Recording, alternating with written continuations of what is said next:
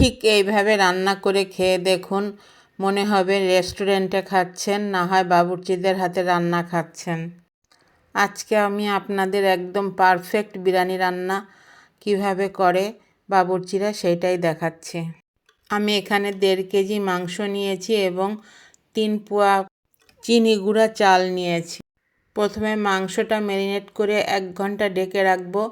এখানে আমি 4 চামচের উঁচু 1 চামচ, তাতে 1.5 চামচ ধরা যায়, 1.5 চামচ আদা, 1.5 চামচ রসুন বাটা আর কি, আর 2 চামচ বিরিয়ানির মশলা, 2 চামচ না 1.5 চামচ আর কি। প্রথম 1 চামচ দিয়েছি, পরে আধা চামচ আবার দিয়েছি।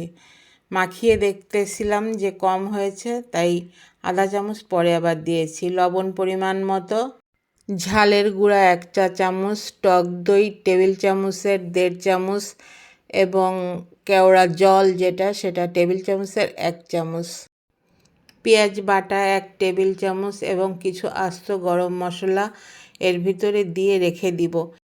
আমি এখানে মাংসের ভিতরে কয়েকটা গোলমরিচ থেতলে দিয়ে দিয়েছি। এটা অবশ্য অফ ক্যামেরায় করা হয়েছে।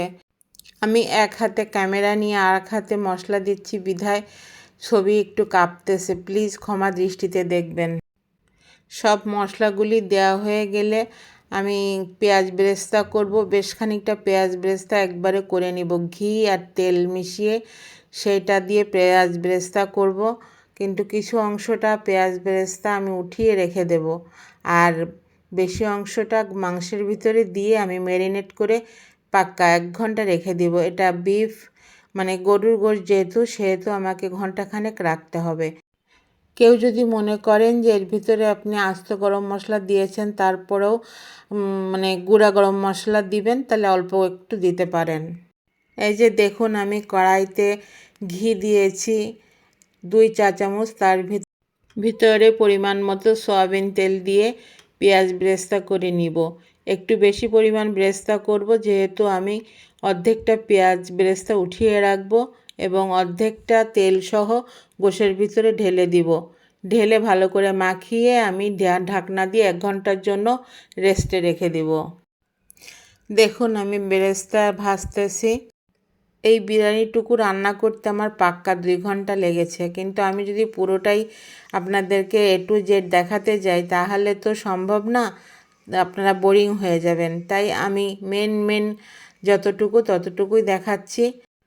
যেগুলো সবাই পারে সেগুলোর থেকে আমি কিছুটা কাটিং করে দিয়েছি, মানে এডিটিং করে দিয়েছি। এগুলো আপনারা বুঝে নিজের মতো করে নেবেন। এই যে আমি পেঁয়াজ বাটা দিয়ে দিচ্ছি 1 টেবিল চামচ। তেল আর ঘির সাথে যে বেরেস্তা করেছিলাম তার কিছুটা উঠিয়ে রেখেছি এবং বাকি বেরেস্তা তেল সহ মাংসের ভিতরে ঢেলে দিয়ে এখন মাখিয়ে নিচ্ছি ভালো করে। তারপরে আমি ঢেকে দিয়ে 1 ঘন্টা রেস্টে রাখবো। মাংসটা রেস্টে থাকতে লাগুক, ততক্ষণ আমি ফুড কালার দিয়ে কয়েক পিস আলু ভেজে নিচ্ছি এবং রাইস একদম সাদা প্লেন রাইস রান্নার জন্য সরঞ্জামগুলো রেডি করে নিচ্ছি। মাংসটা 1 ঘন্টা রেস্টের রাখার পরে কিন্তু আমি আরেক চুলাতে গোশটা রান্না করে নিচ্ছি, কারণ বসে থেকে লাভ নাই। যার জন্য আমি এদিকে রান্না করে নিচ্ছি আর আলু ভেজে আলুটাও গোশের ভিতরে দিয়ে দিয়েছি। সবসময় খেয়াল রাখবেন বিরিয়ানির গোশটা যেন খুবই সফট হয়, তাহলে সেই বিরিয়ানিটা খেতে বেশি মজা হয়, এবং হাড়ালা মাংস হলে আরও বেশি ভালো হয়, কিন্তু আমার কাছে হাড়ালা মাংস ছিল না।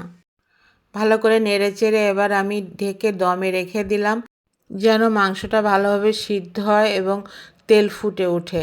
এবার আমি প্লেন পোলাও রান্না করার জন্য আমি পানি ফুটিয়ে নিচ্ছি। এর ভিতরে সমস্ত রকম আস্ত গরম মশলা দিয়ে আমি পোলাওর পানিটা ফুটিয়ে নিচ্ছি। এবার একটা হাঁড়িতে আমি উঁচু 1 চা চামচ ঘি দিয়ে দিয়েছি। ঘিটা যখন গলে যাবে তখন চিনি গুঁড়া চাল ঝরানো ছিল সেটা দিয়ে দিব। দিয়ে ভালো করে নেড়ে মোটামুটি ভাজা করে নিতে হবে।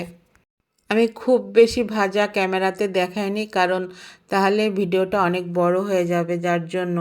কারণ সাদা পোলাও রান্না অনেকেই সবাই পারেন আর কি।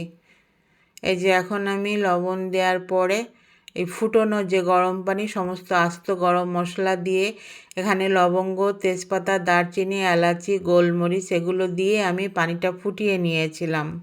3 পট চালে 6 পট পানি দিতে হবে, যেই পট দিয়ে মাপেন না কেন আপনি, কিন্তু 5 পট পানি আপনি পোলাওর ভিতরে দিয়ে দিবেন। আর 1 পট পানির সাথে ডিপ্লোমার যে প্যাকেট দুধ আছে তার থেকে আপনি পরিমাণ মতো একটু ঘন করে দিয়ে আপনি ওই পোলাওর ভিতরে ঢেলে দিবেন। তাহলে 5 পট পানি আর 1 পট দুধ দিতে হবে পোলাওর ভিতরে।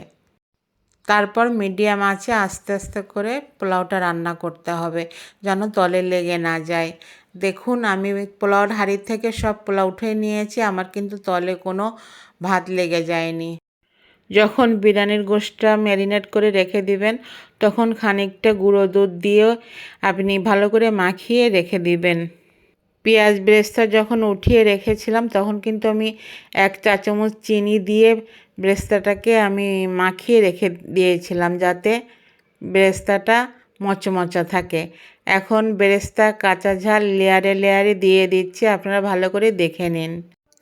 গোশটাও একেবারে পারফেক্টভাবে হয়ে গিয়েছে, রাইসটাও পারফেক্ট হয়ে গিয়েছে। এখন আমি লেয়ারে লেয়ারে দিয়ে কাঁচা ঝাল আর পেঁয়াজ বেরেস্তা চিনি দিয়ে মাখানো ছিল, 1 চা চামচ চিনি দিয়ে মাখিয়েছিলাম, সেটা আমি এক এক করে দিয়ে দিচ্ছি। এই মিশানোটাই মেন ব্যাপার, এটা একটু ভালো করে দেখে আপনারা বুঝে নিন।